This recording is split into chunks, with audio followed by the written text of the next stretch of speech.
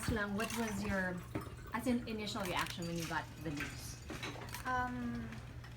Well, I was so surprised. As in, to the point na when the news was delivered to me, talaga, it really brought tears to my eyes. As in, literally, I cried. This was something that's unexpected. Though, before, they told me to fill out a form for the nomination. But alam mo yun, ang tagal na ng panahon na lumipas. So alam mo yung nawala na siya sa isip ko. And then one day, si Tita Mariol called me and told me na, first she was congratulating me. I thought for a different project kasi meron kaming inaayos. So thank you naman ako ng thank you. So little did I know that she was congratulating me pala because of the International Emmys nomination. So yun, when I found out, I cried. Iba. So I was really thankful na nabigyan ng opportunity and syempre napansin tayo ang Pilipino sa International Emmys. Marcia, bibigat ng kalaban na lang. Oo. Oo, pero alam mo yan, parang to be nominated alongside the great Judi Dench, 'di ba? Parang sobrang na yon, honor na yon for me na kung sakali na pala rin tayo, hindi ba? Parang sobrang bonus at blessing na talaga yon. Pero yung ma-recognize lang, ma-nominate, kumbaga, okay na. Diba? Attend po, may plano. Yes, Okay. Sa November 20. Ay, kinikilabutan pa rin ako. Pag minimension ka na attend ako sa November 21. Yes. We remember that moment when Angel Locsin went to the Emmys, International Emmys, and talagang Michael C. Gown, the whole works.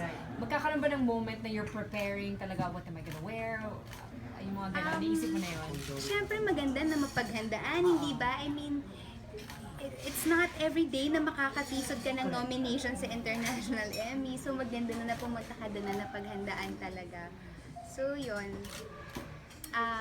Yung team ko naman, inaayos na nila kung sino yung gagawa ng damit, kung sino yung gagawa ng hair ni diba? Did you ever expect na yung role mo as more powers dun sa pangako? Talagang bibigay siya ng ganitong karangalan? Hindi talaga. Alam ko nung ginawa ko si Amor, ginawa ko siya dahil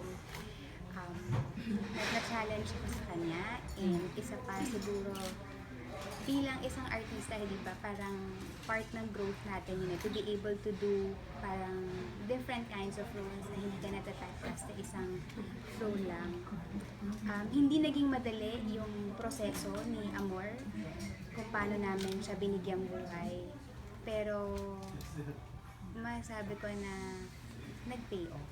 Yung pasensya, yung hard work, yung puyat, yung pagod, yung mga luha. Yun. Yung mag-uusap tayo, dahil pag-uusapan, 14 years, no? Ang tagal ng hinintay. Ngayon 17 na. Kasi yung 14 nung Be Careful With My Heart. So, 70 years, no? sa 17. Oo nga eh. Parang hanggang ngayon parang hindi pa rin ako makapaniwala na lahat na ito nangyayari. Speechless lahat. Oo, hindi kasi kahit ako rin naman parang up to now talagang parang minsan parang it's something kasi na na nga, iyak daw ako. Hindi, syempre di ba lahat tayo nangangarap, pero it's something na parang beyond pa doon sa pinangarap mo yung ibinigay sa'yo. So, sobrang nakakataba ng puso yung pagmamahal ng Panginoon.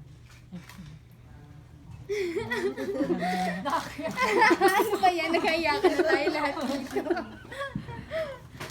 Ayan, sorry. Tears of joy lang po.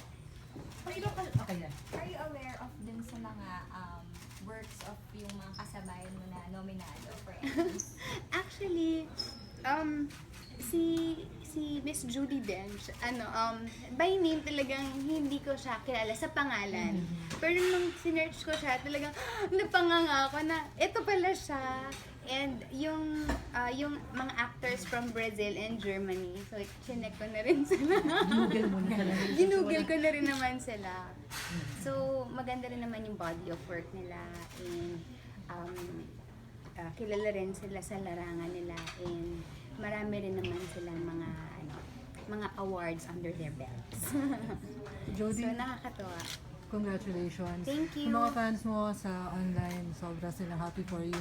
Hindi lang yung mga fans mo, kundi meron isang taong nagpadala na rin ng Message. paghanga, message sa'yo. Si Jolo, sabi niya, congratulations sa love of my life.